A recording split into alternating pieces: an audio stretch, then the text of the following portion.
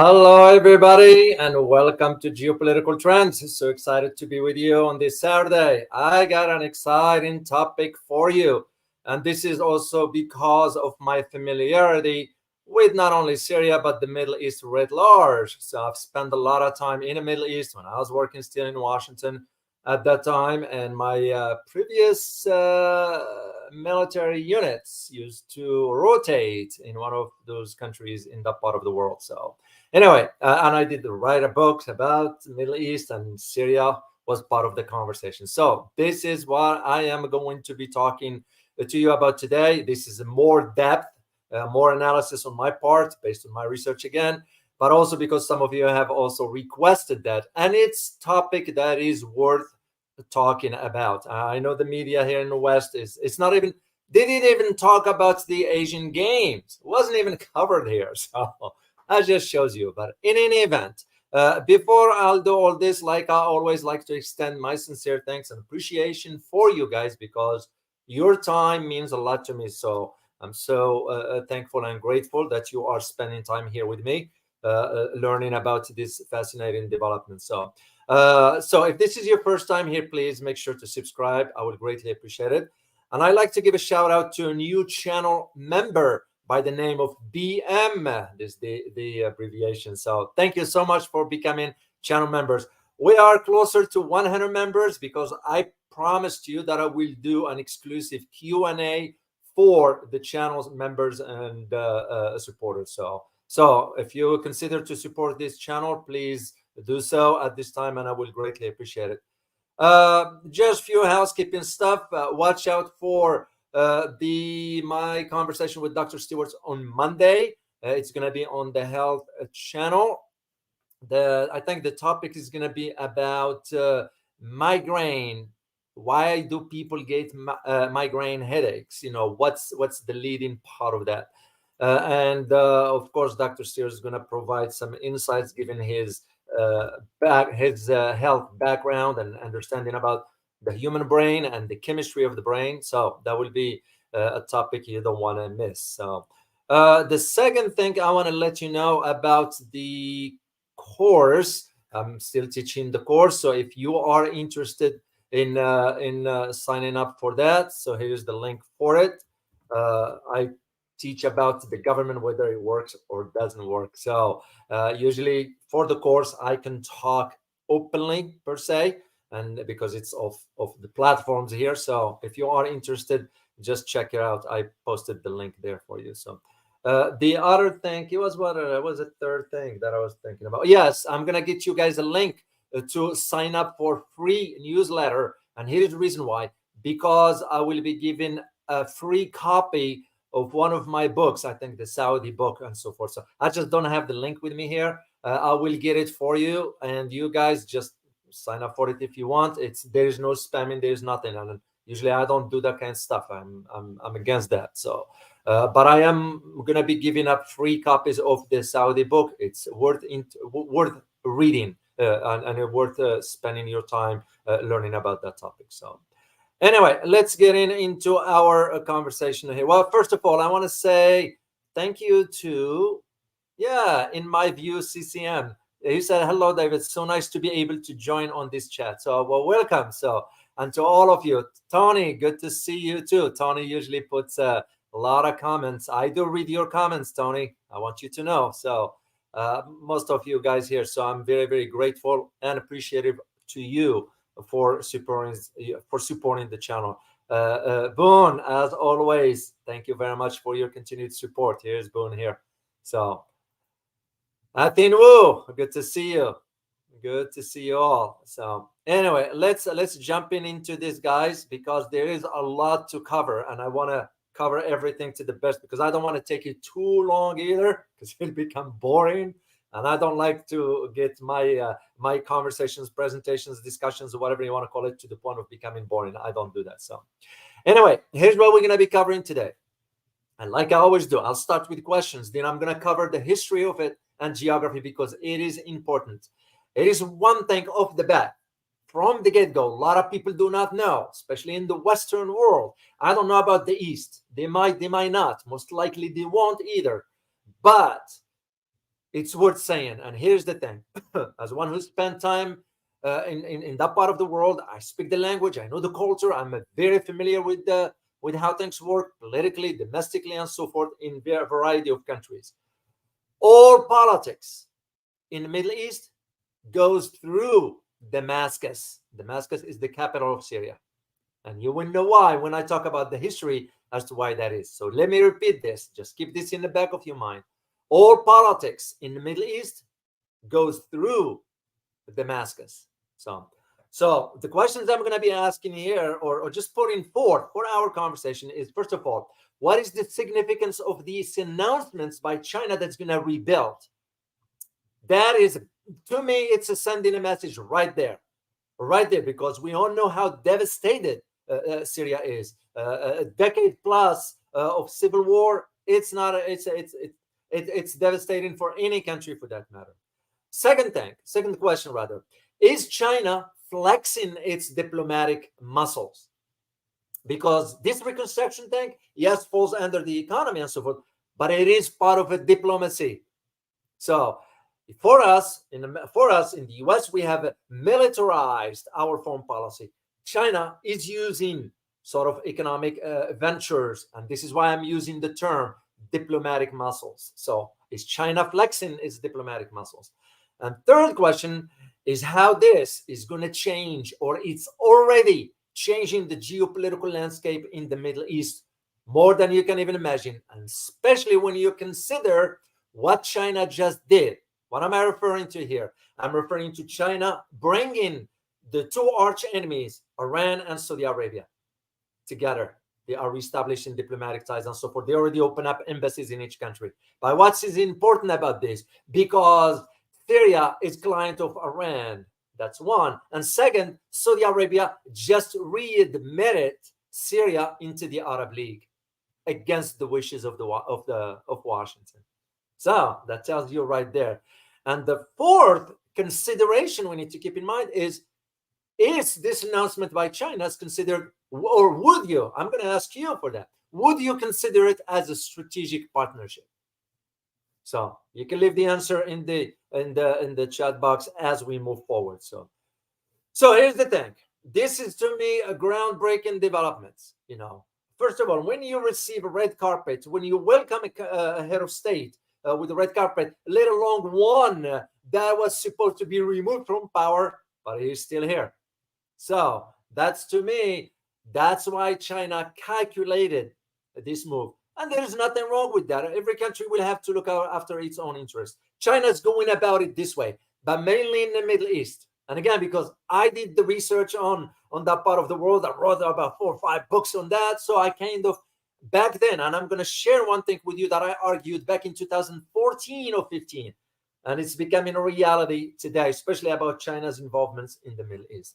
So, and this is why I feel comfortable using the term groundbreaking developments, especially when President Xi announced that it's going to be rebuilding the devastated country of Syria. So, well, interesting, it came, of course, on the sideline. Just background for those who might not know how this happens. During the Asian Games that just took place in the eastern Chinese city of Hangzhou, if I pronounce it correctly. So, and this is where on the sideline, it was a day before. It was on Friday, I recall, last week, when President Xi proclaimed the establishment of China-Syria strategic partnership. So to me, it's a really momentum milestone, very, very, very significant, and sending a strong message for the bilateral relations, but also for the increasing footsteps of China inside the Middle East. Why? Because that is pushing,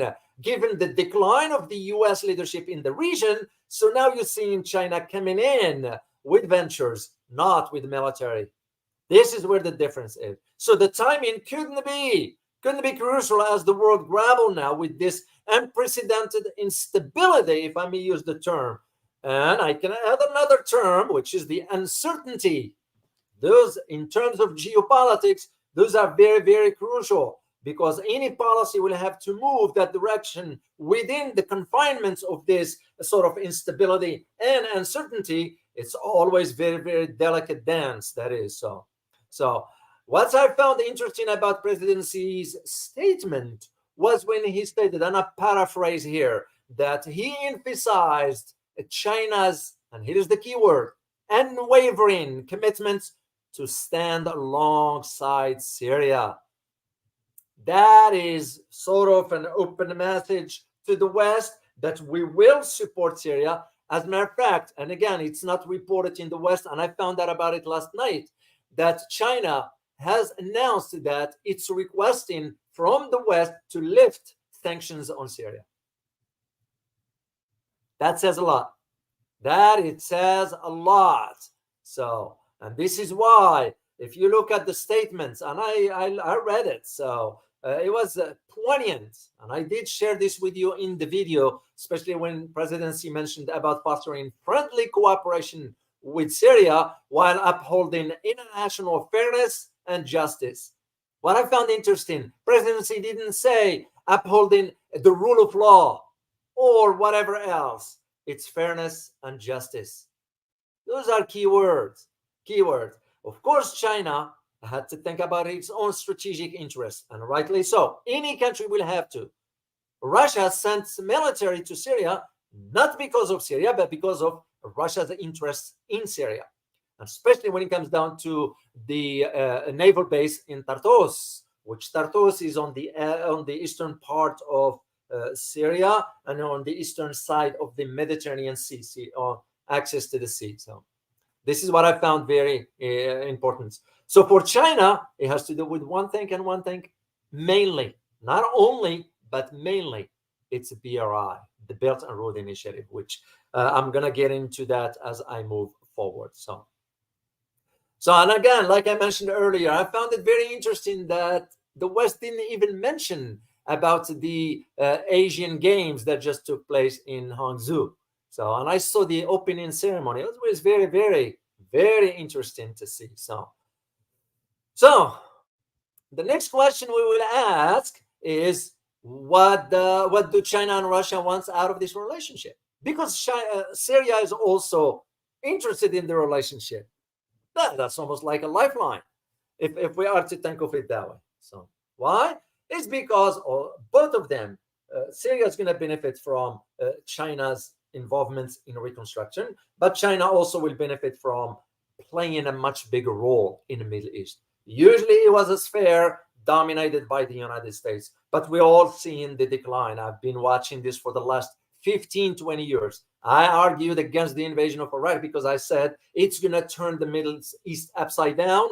And if we think we're going to gain footholds, we will not. And I said, by the way, if we go in, we are not coming till about 15, 20 years. And that's exactly what happened. So I've been in Iraq. As I said, I speak the language and I understand the culture and so forth. I've been arguing to it, but that there's something, as for us in former military stuff, there's a chain of command. So when you got the boss come down and said, well, we're going to consider this one. I'll say, well, sir, you might want to reconsider. Oh, no, Mr. O, we can consider this. And I said, no, because the outcome will be this.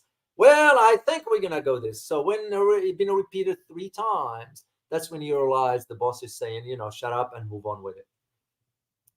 But we are living the consequences of it. China is thinking about it strategically. This is why China is going to be playing a much bigger role that goes beyond, by the way, just trade and business.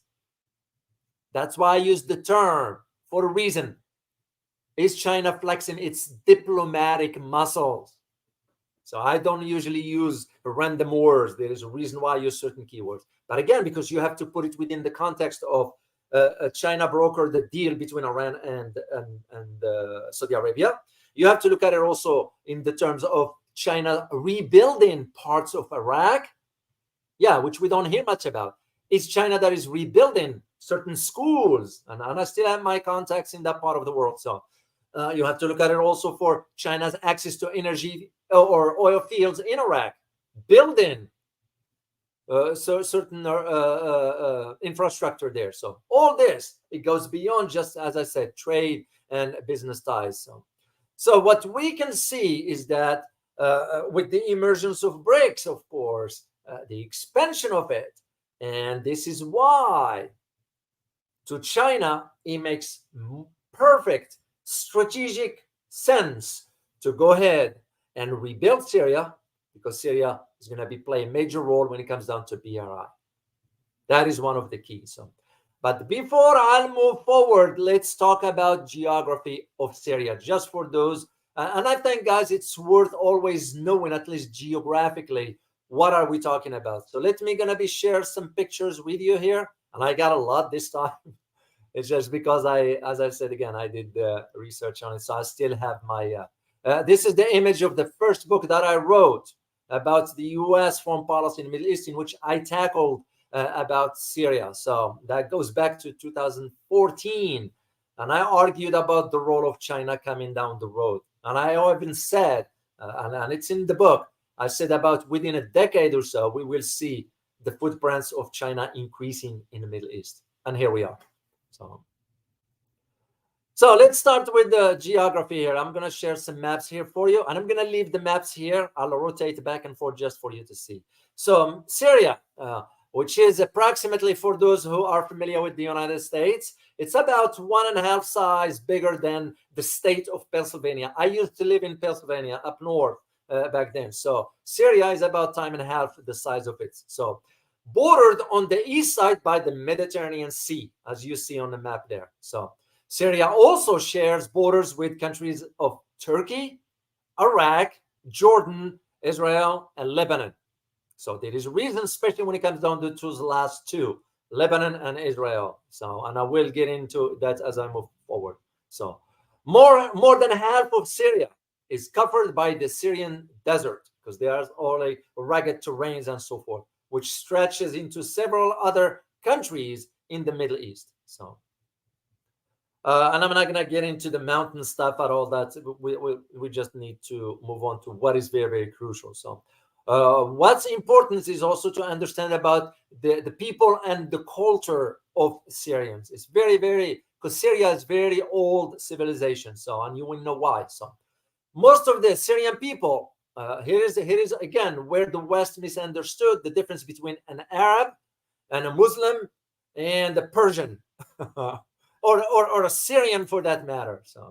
So most of the Syrian population are Arabs, or originally from the Arabian Peninsula, okay? And its neighboring territories.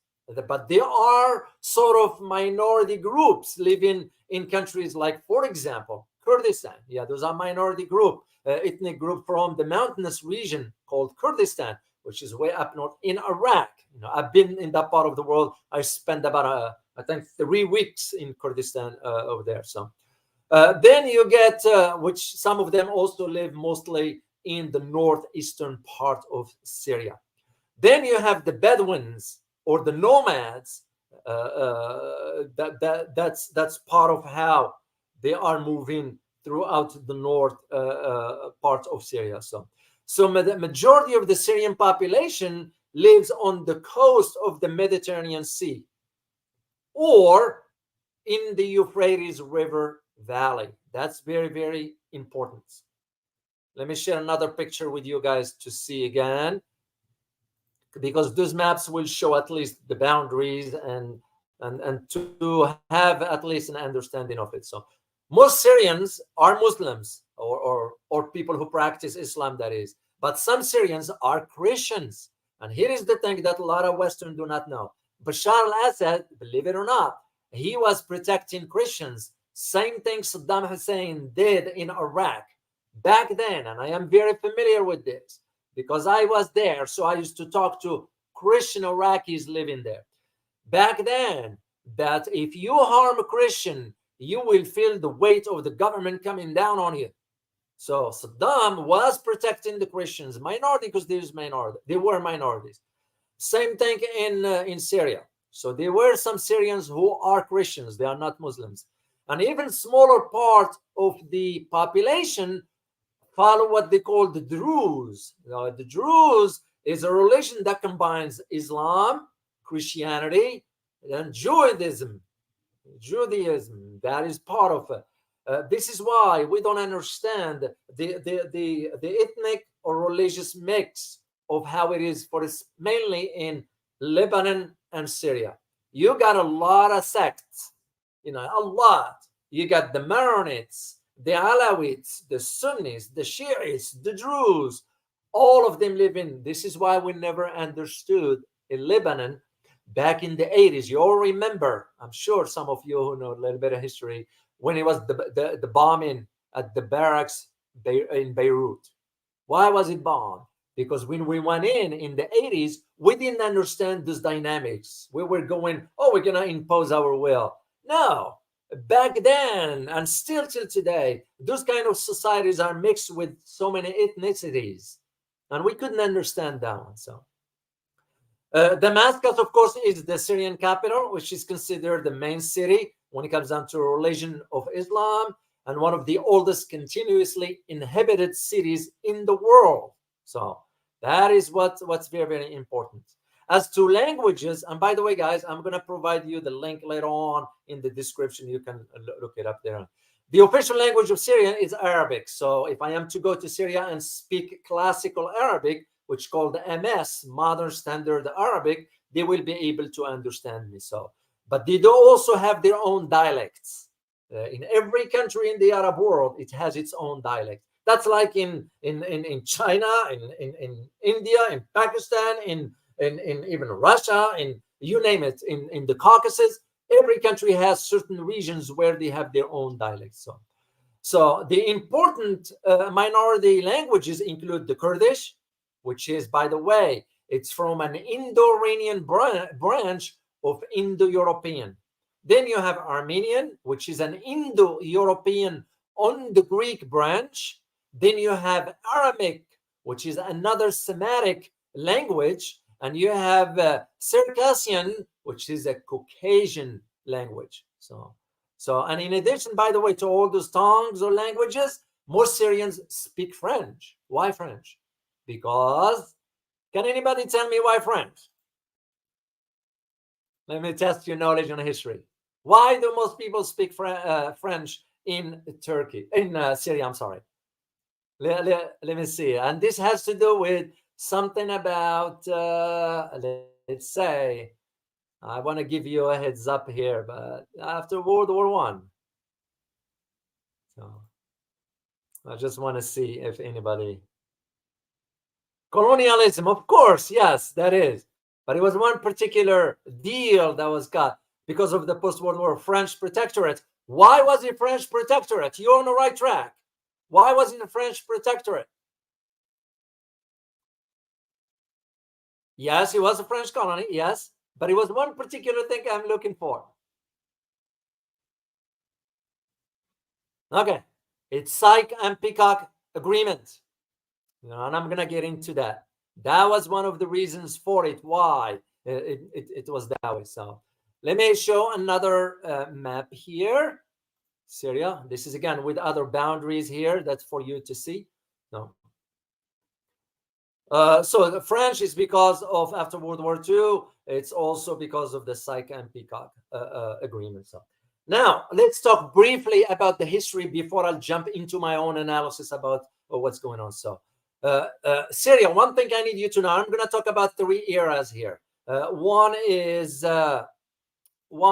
ancient Syria. The other one is during the World War I, World War II, and the last one has to do with after World War II, or actually after the 60s. That's mainly what it is. So let me see. I had a picture here somewhere, but let's just go with the last picture here, because you still can, it will make more sense to you to listen to what I'm saying. So modern day Syria, which is, again, as I said, located in the Middle East, east of the Mediterranean Sea and so forth. So here is the important thing I want you to understand. The oldest human remains, the oldest human remains, found in Syria. This is according to archaeologists who did the digging and the testing and so forth. They dated back to roughly 700,000 years ago. And once again, this is according to the archaeologists who have uncovered skeletons and bones of the Neanderthals back then. So there is another city in Syria called Elba. Now, Elba, this city thought to have been existed about 3000 BC. That's before common, or before Christ. That's how they refer to it. So throughout ancient times, Syria was occupied and ruled by several empires, including the Egyptians, the Hittites, the Sumerians, the Mitannides, the Assyrians, the Babylonians, Canaanites, Phoenicians, Arameans, Amorites, Persians, Greeks, and Romans. That is why, and here is why I want to show you a picture here that reflects how ancient Syria is. So it's a lot of history there. So ancient Syria was a region referred to often, believe it or not, in the Bible. If some of you who read Bible or are Christians and so forth. So in one well-known account, that's what it was referred to. So the road to Damascus. So when the Roman Empire fell, Syria became part of the Eastern Byzantine Empire, because that's how. It was till about 637 AD when Muslim armies defeated the Byzantine Empire and took control of Syria. And that's when the religion of Islam was spread quickly throughout the region, and that's how it rose to power. So Damascus eventually became the capital of the Islamic world, but it was replaced by Baghdad. This is why Baghdad in Iraq, the capital of Iraq, is another ancient city. This is why all the history of the civilization of the Arab world really emerged. All the scholarly writings and in mathematics, science, physics, astronomy, and so forth was all based in Damascus and moved into Baghdad. And this was around 750 AD. And with this, it changed the economic decline in Syria. And for the next several centuries, the region became unstable and was ruled by various groups. Fast forward to 1516. Why 1516? Because that's when the Ottoman Empire conquered Syria and remained in power till about 1918. And we all know what happened in 1918, right after it, 1 year after that. Then you got the Sykes-Picot Agreements. So it was during World War I. French and British diplomats secretly agreed to divide the Ottoman Empire into zones as part of the Sykes-Picot Agreement, which was agreed upon in 1916. So under Sykes-Picot Agreement, most Arab lands under the rule of the Ottoman Empire were divided into British or French sphere of influence with the conclusion of World War I. This is why you get a lot of division within ethnic and religious sects in the Middle East. That's something we couldn't understand. This is why we couldn't understand that going into Iraq will not be a smart thing, because you are reviving 1,000+ years history. That's, you got people consider themselves foreign policy experts who read in a book or two and start to call out the shots about, we can go and conquer this, and without taking into account the historical facts about parts of the world that way.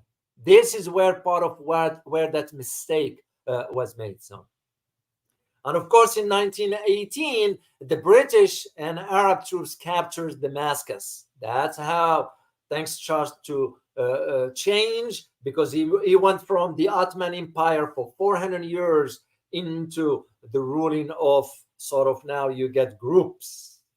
And that was formed between modern day Syria and Lebanon. This is why you have a close proximity, political views, that is, between Lebanon and Syria. So this is why, it's very, very, very important to understand that. So fast forward to World War II. So British and Free French troops occupied Syria, but shortly after the war ended, Syria officially became an independent country in 1946.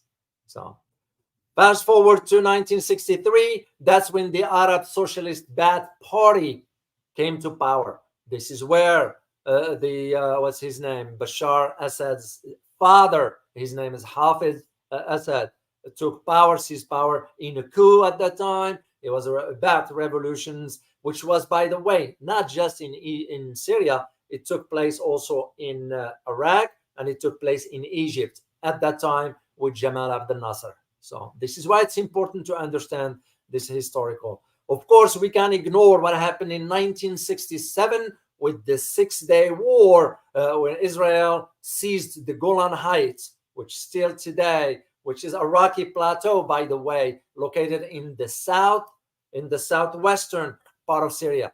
And the conflict still resonates till today. So Hafid Assad took over in 1970. It was in power for almost 30 years. It was still, of course, for Hafid Assad was part of Islam Alawite. That's why I'm saying there are so many sects. The Alawite, the Druze, the Maronite, the Shiites, the Sunnis, and all this will have to be taken into consideration to understand. Here is what's interesting. When China decided to get involved, it didn't care about this. It didn't care about, well, I'm going to favor this group over another. This is the mistake we made in the Middle East. We favor one group over another. This is why I think China was able to broker a deal between two arch enemies. And when I say arch enemies, I'm referring in ideology. A religion is the same, but two different sects, Sunnis and Shiites. They never see eye to eye on certain things. Overall, they all agree on the principles and so forth. China didn't think of that, didn't even talk about that, didn't approach it from that aspect. What approached it from is the ability for them to work together, and it succeeded, where we failed. Straightforward. So fast forward to 1982, it was the rise of the Muslim Brotherhood, as you may know. It was major in Syria, it was major in Egypt as well, and it was quashed by Hafid Assad at that time because he was very, very, some atrocities were committed. Let's not sugarcoat things. Hafid Assad was very controlling in sense of, because that's how it works in that part of the world. You have to control things with firm hands. Otherwise, you look at this civil war, how it's all started currently, it's because things get very, very loose a little bit. So then came Bashar al-Assad, his son. When Hafid Assad died, Bashar al-Assad took over at the age of 34. And by the way, the moment Bashar al-Assad took over, they amended the constitution to move the presidency age from 40 to lower it to 34. That is the reason why. And this is why we have today. It was till 2009 or 8, somewhere around that, when start to have the Arab Spring. Of course, tensions start to arise in Syria. We have supported certain groups against the governments. It's because Syria is of a strategic location, and that is one of the reasons why, by officially 2011, the civil war started. I remember I had a conversation with a friend of mine back then, and I was still in Washington, and I said, "Mark my word, this is gonna drag for over a decade or so," because my understanding of the makeup of society. And that's exactly what ended up happening. Then, with the emergence of certain terrorist groups like the Islamic State, which, by the way, we were funding or supporting behind closed doors, and all this led to where we are today. But I'm going to be moving here to the analysis part. This is where we were hoping to topple Assad, but Russia stepped in, sending troops to stabilize and keep Assad in power because it's of interest, strategic interest to Russia. Access to the water is very, very important. And this is where China comes in. And that's why I'm saying, when you roll the red carpets for a head of state, that shows, the message is right there in the picture. This is how important for you to understand the dynamics of how geopolitics operates. So let me get into my own analysis about all this, because there is a lot to cover. Well, first, we're going to start with why Syria is important to China. And for one reason, one of the main reasons is BRI, the Belt and Road Initiative. By the way, I have a friend. This is his book. His book is My friend is Dashan Fang, Dr. Fang Xiu. I call him Dashan directly. We're friends. So he wrote a book about China's millennia, the title, China's Millennium Transformation, the Belt and Road Initiative. It's worth reading. Dashan holds a PhD in physics, and he went to school in Singapore, also in Minnesota. It was in Macau. He's of a Chinese ethnicity. So very, very interesting book. If you get to read it, guys, very informative. So it gives you an idea. So I was very, and by the way, he autographed it for me. So I'm very grateful. So why is this? BRI, the Belt and Road Initiative. So it's known within China as, you hear it in a different terms, one belt, one road. Sometimes in foreign language, in Western, we refer to sometimes one B, one R, one road, one belt, one road. I always refer to it as BRI, Belt and Road Initiative. So well, what is it? It's a global infrastructure development. The strategy was adopted by the Chinese government in 2013. That's when President Xi announced that. And its objective is to invest in about 150 countries. And I have some maps here to show you guys. Here is one image here, and usually, as we say, picture is worth 1,000 words. So the objective of it is to invest in 100 countries and international organizations. It is considered the centerpiece of the Chinese President Xi Jinping foreign policy. I think it's going to be, when he's gone, when he serves his term or pass away down the road, and we're all going to die at some point, it's going to be one of his legacies. Yeah, the BRI. So the BRI forms a central component of Xi's major country diplomacy. Once again, there is a reason why I use the term diplomatic, is China flexing its diplomatic muscles. So the strategy calls for China to assume greater leadership role for global affairs. And this, according to what? It's according to its rising power and status. This is something we are struggling in the West to accept, that there is an emerging power on the global stage. And some said, oh, no, China will take forever. No, it's not going to take forever. We're looking at about a few years from now to officially overtake the U.S. economy.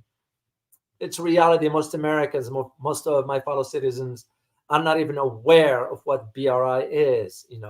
It's because it's, they just don't know. So, as a matter of fact, there are some who have compared it to the Marshall Plan. I have to push back against that one, because what was can anybody tell me, because I like to get you engaged in this stuff here, what was our objective with the Marshall Plan? Can anybody put down the answer on the chat box, please? Yeah, because it is worth mentioning. It's worth discussing. Most people here in the West do not, Marshall Plan, we helped Europe. Really? Was it about helping Europe? I mean, let's just call a spade a spade. What was the Marshall Plan really about? Rebuild Europe, yeah, to a degree. But what was the objective of it? Because we wanted to prevent USSR at that time from moving over eastward. That's one. And second, we never wanted Europe to get closer to USSR at that time.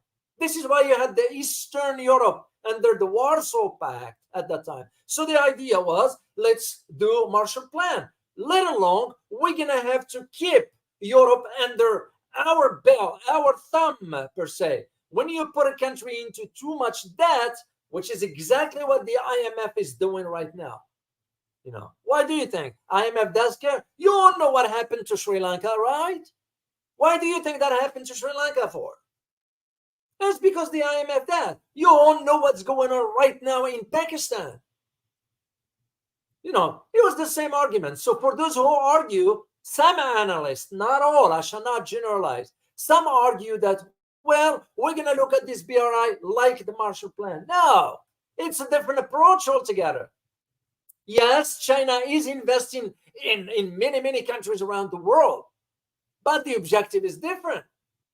Could China wants to take over the world? What for? And even if it does, at least is through economic ventures, which other countries will benefit from. This is why you're seeing the pushback in Africa. The pushback is not because France now has been kicked out. No, it's because the expansion of China in Africa through economic ventures. This is why you're seeing the Ukraine conflicts, because we wanted to ensure that Europe does not get closer to Russia, the Russian Federation, because of energy. So I disagree with whomever argued this point, but I had to read it as is, so for you guys to know. So here's the thing. I want you just to know. As of last month, and by the way, I provide you the links to all this. As of last month, 155 countries were listed as having signed up to the BRI, including those two, Syria and Saudi Arabia, by the way. So that's what I found very interesting. So, which means what also? You're looking at about 75% of the world population, which translates also to high world GDP or global, gross domestic product for the world. That's what it means. So, as to Syria, let's get into our analysis briefly here. So the idea of Syria, why Syria is important, is because, as I said at the beginning, all politics in the Middle East goes through Damascus. That's how Syria plays a major role. So the social dynamics in the Middle East, which continue to change for me, because it was one reason and one reason only. And I argued this so many times in my writings, in my books, my articles. I was always hoping some figurehead in Washington will read the article and said, hey, Dr. O, can we sit down and have a conversation about your article? It's because I didn't sugarcoat it. I was pointing to the shortcomings of the U.S. foreign policy. And I argued back then that American foreign policy is stuck in an old mentality of standing back and depending on key allies. Well, where are they now?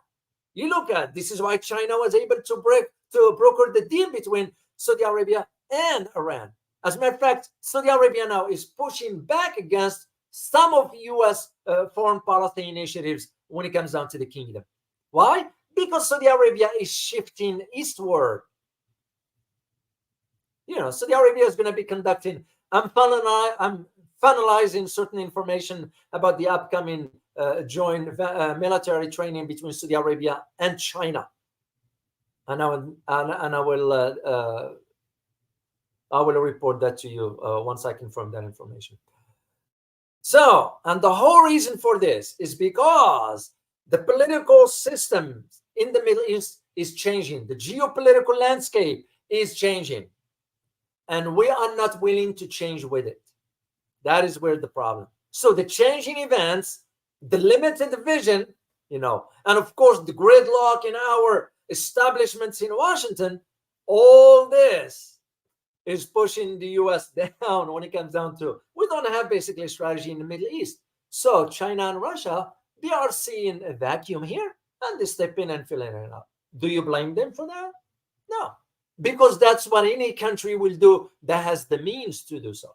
So China, in this case, since we are talking about China, has the means to do that. So that is why it's very, very important to understand. Of course, because we were trying to always maintain the division between the Sunnis and Shiites, because that was our way of divide and conquer. It's the same thing now we are doing when it comes down to Southeast Asia between Pakistan and India. And speaking of Pakistan and India, I'm going to be confirming certain information directly from Kashmir, and I will do a live stream on this, because that issue needs to come up to the surface, and we can disclose exactly what the Indian military is doing in Kashmir, in certain parts of Kashmir, not all. So, and I am confirming all this anyway. So this is one mistake we made. We never understood how to manage this kind of differences. Those are relations that goes way back thousands of years. China was able to understand that. That's why they never getting into the middle of this at all. As a matter of fact, China didn't step forward and told the U.S., hey, don't invade whatever. Russia did, but China didn't. China was like, it's your problem. You want to go invade, but you're going to deal with the consequences. Well, guess who ended up getting, for example, oil contracts? It was China, not the US. I was there. I was in Iraq when a decision was made by the Iraqi government to kick Exxon out and hand the contract to China. We all at that time were at the embassy. Everybody was pissed and all that. I was like, yeah, well, you saw what you reap what you saw.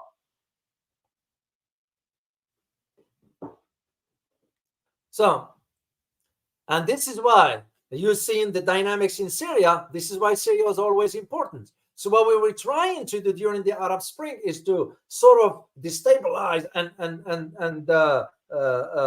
remove Assad from power. We couldn't. That's again because remember, Syria is a client of Iran, but Syria is also a client of Russia. That's why Russia ended up sending its military over there. So, and this is why, if you go back to 2015, and that was exactly the time when I wrote the first book about this Middle East issue and the foreign policy that was chaotic. I mean, we just had no clue what we were doing, thinking we can just forge our way militarily and we're gonna solve the issue. No, we couldn't do it. We couldn't do it. So in 2015, that's when you started to see the Middle East continue to implode. And with each new event, what is suggested? A greater threat to its people or the whole region for that matter. So, because at that time, Syria was in the midst of a civil war, but no one could predict what the outcome is. We all know how divided certain parts of Syria. As a matter of fact, I'm going to share one video before I forget with you about what the US is still doing in Syria when it comes down to oil, stealing oil, which is very problematic. So, and again, we are not going to judge here, but we all know it's not the right thing to do. But there's in foreign policy, sometimes you don't think about the right thing to do. Certain countries in terms of. So here's the image here. This is a footage by a satellite. Now, I couldn't confirm one thing, by the way, guys.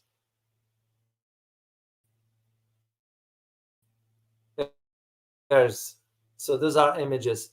There's no sound on it. There's where the satellites were coming from, because those are not military satellites. I know this for a fact. So. But which civilian entity that had access to this? Now, could this be a foreign country's satellites taking images? I don't know. And I can assume, and I can just so here is what's interesting about this. Back during 2015-16, it used to be the same convoy by the terrorist groups at that time, ISIS, stealing oil and taking it to Kurdistan to sell it. And what did Russia do? It bombed all the trucks, targeted all of them. Of course, now the US doing it, the Russia is not doing that because we all know it's going to end up creating a major. But at the same time, why the US is stealing oil from another country that doesn't belong to us. So you can't take stuff that doesn't belong to you. So here's the thing. Even the sectarian tensions that existed in Iraq at that time after the removal of the former Prime Minister Nouri al-Maliki, which, by the way, I never trusted. And I was in those meetings when he was giving just the lip service to the American officials. And I was like just shaking my head. It wasn't my place to get involved in the conversation. My role wasn't into that. But I was like just shaking my head because I know the culture and I understand the language. And when you word certain things certain way, I know what you are referring to. Well, he was giving a lip service to the Americans at that time. And so you explain, but nothing changed because that's why we never understood this dynamics taking place. So, but there was one thing for sure we were aware of at that time, and I argue it openly. So when I wrote in some articles, because I remember at that time I said that, well, the collective West, mainly the US, Western Europe, but you don't count Western Europe. Western Europe is so weak. Mainly the US didn't want to see China and Russia take the lead in the Middle East. And the reason why, because the risk was there. It was there because the indirect influence of the policies in the region. So, and this is why we're seeing the outcome now for why the Russian President Vladimir Putin decided to order naval exercises at that time in the Mediterranean Sea and the Black Sea. In the Mediterranean and the Black Seas. This is why we're seeing now President Xi rolling out the red carpet for the Syrian president. So, all this sending a message clear, loud and clear. So because even with Syria's civil war, still the reception. As a matter of fact, I found out that the Syrian president's family stayed back for another week. So they're still there, I think. So Russia at that time was having geopolitical calculations which suggest having a naval force in the Mediterranean. That's why it's important for them when it comes down to the Tartus naval base.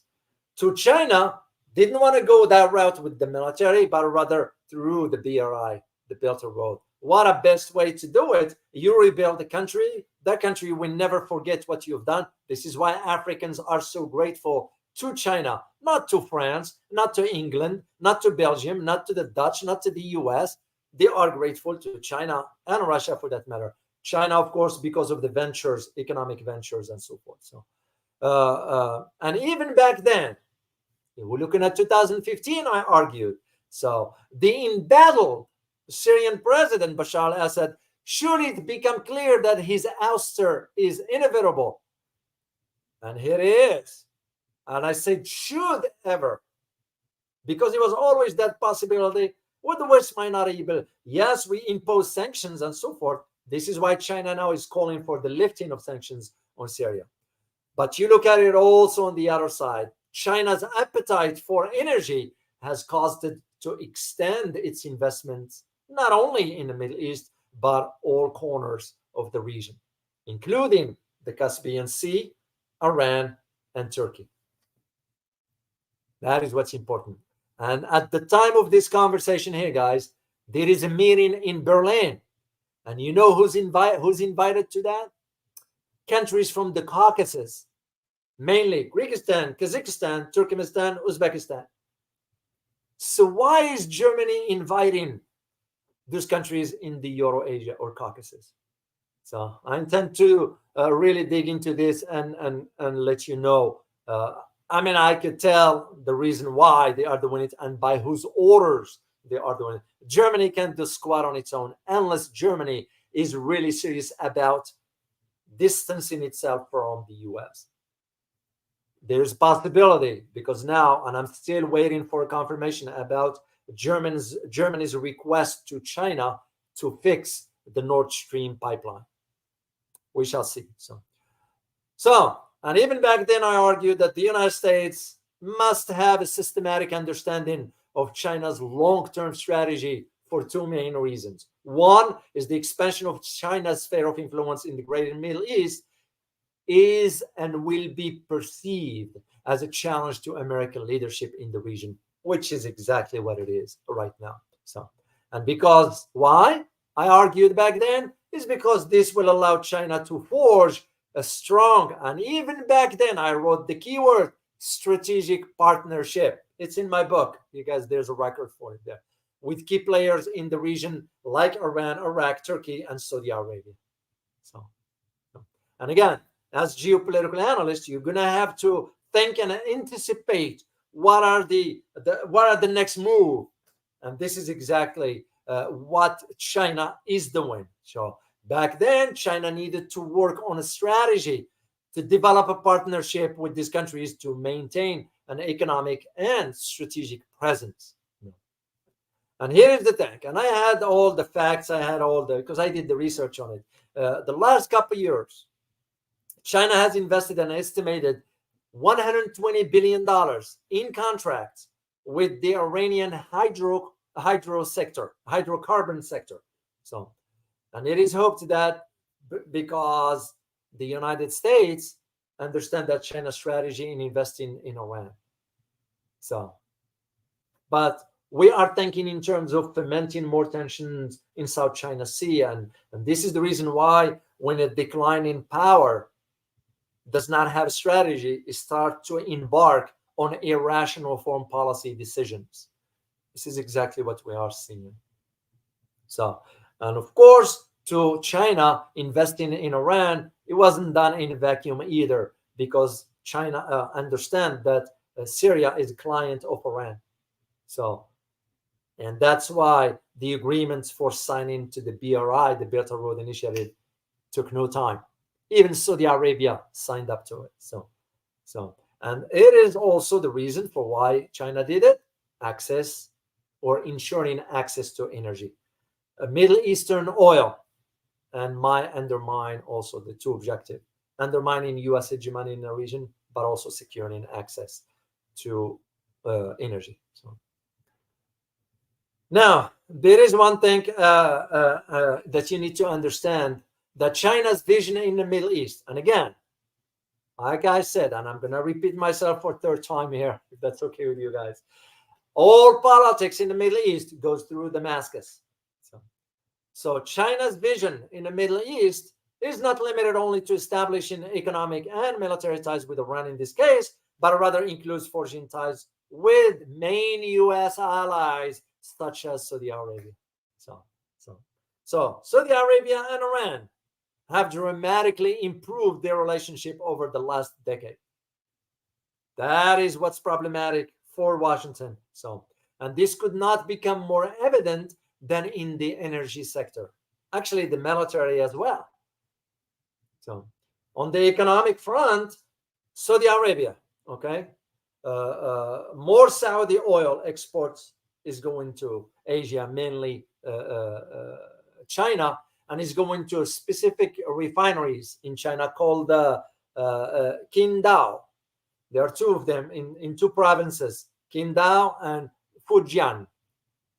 In those two locations, there are oil refineries that process oil coming from raw oil coming from Saudi Arabia. So, on the military side, China has sort of in the past provided the kingdom with CSS-2. Those are nuclear capable missile technology.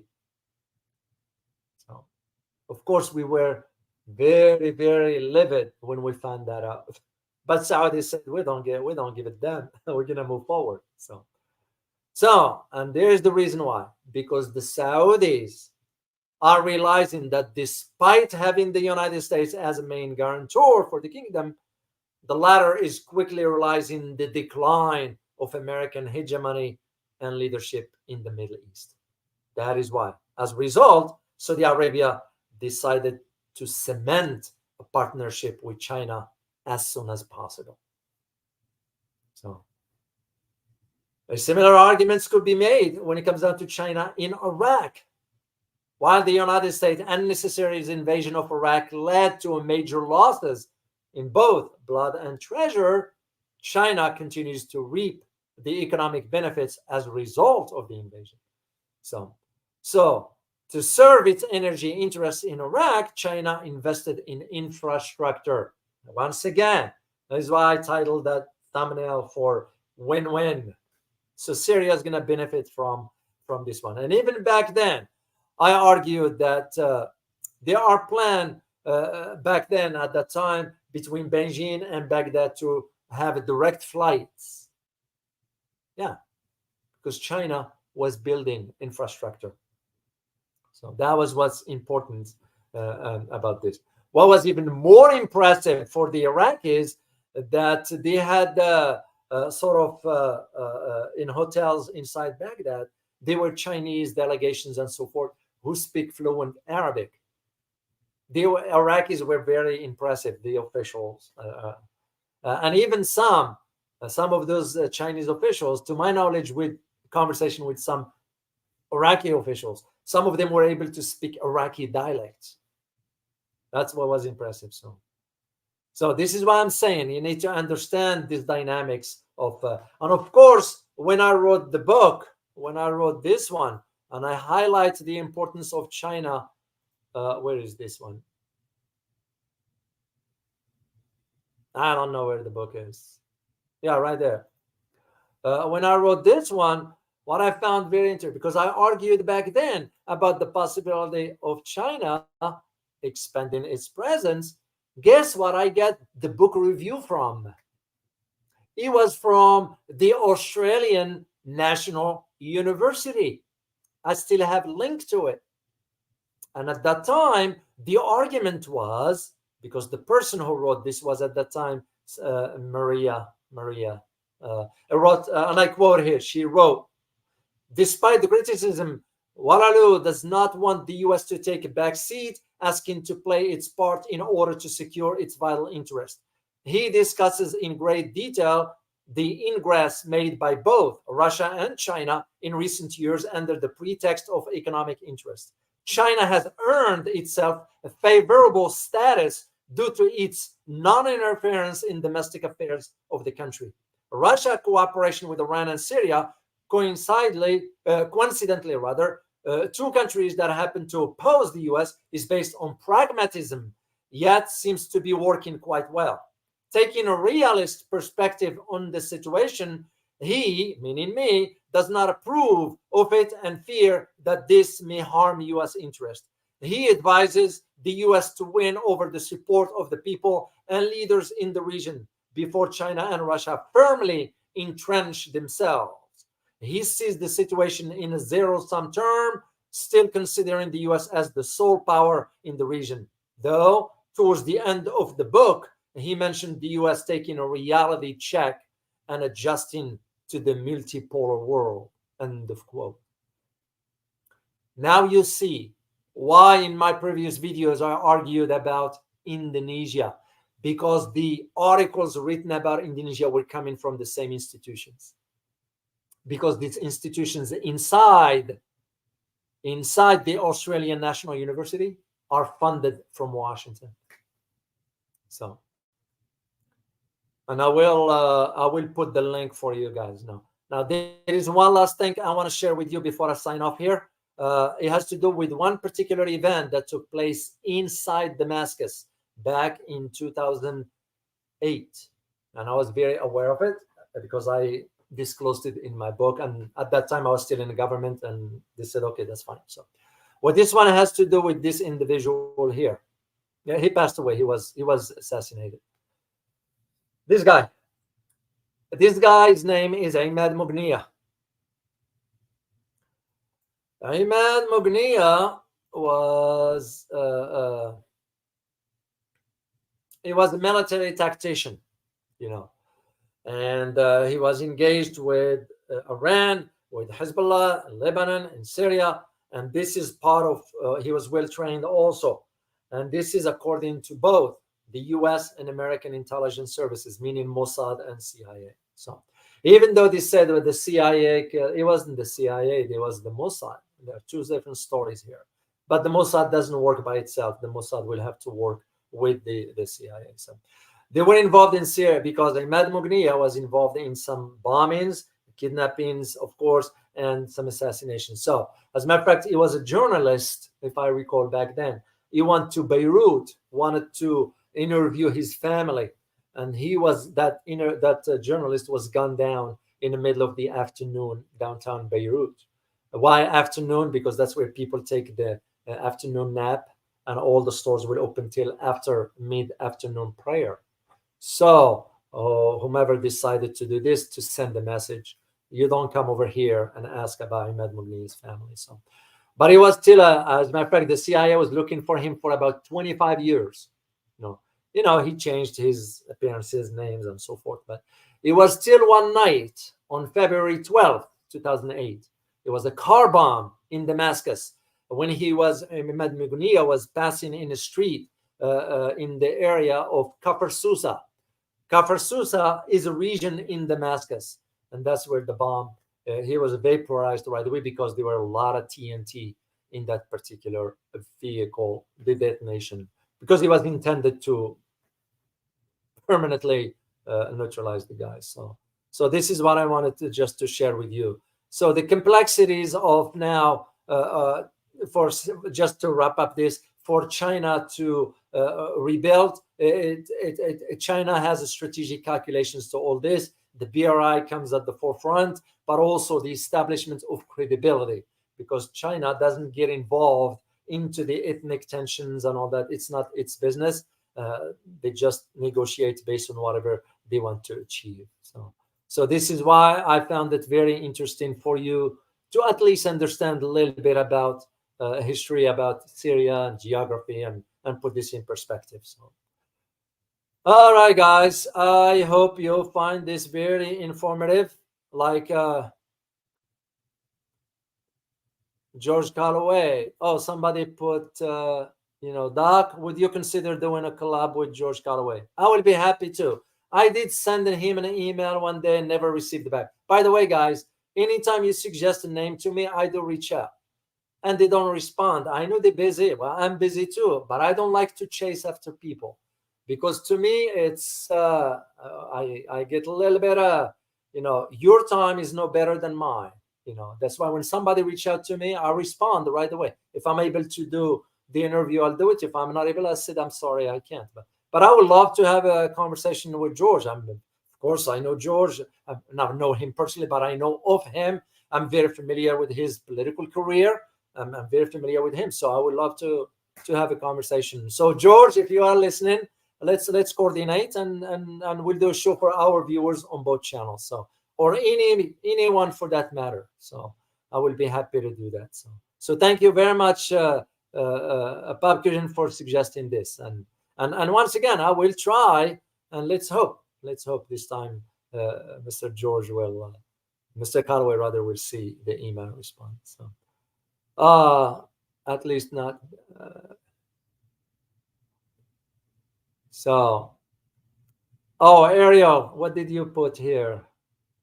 Oh, Ariel, at least is not Black Rock, David. Yeah. Yeah, Ariel's been a member of the channel and a supporter. Thank you for so much for your continued support. So anyway, guys, I hope you find it very informative. But as I said, I am working on some stories. The first one to be Kashmir, because I need to address that issue once for all. And again, we're going to have to be very objective in our conversations and so forth. I do expect a lot of negative, those kind of nasty comments. But again, what do? You forgive. You forgive people's ignorance. That's all you can do. No need to harbor bad feelings or nasty emotions. And always think positive energy. Think positive energy. It's very important. Very important. Don't waste your time and energy. Life is too short. We're just passing through. So, all right, guys. I wish you enjoy your good weekend and look forward to. Oh, let me remove this picture here. I still have this one here. I wish you a good weekend and be safe and look forward to seeing you next time. As always, remember, geopolitics impact your daily life in more ways than one. Till next time. Bye-bye.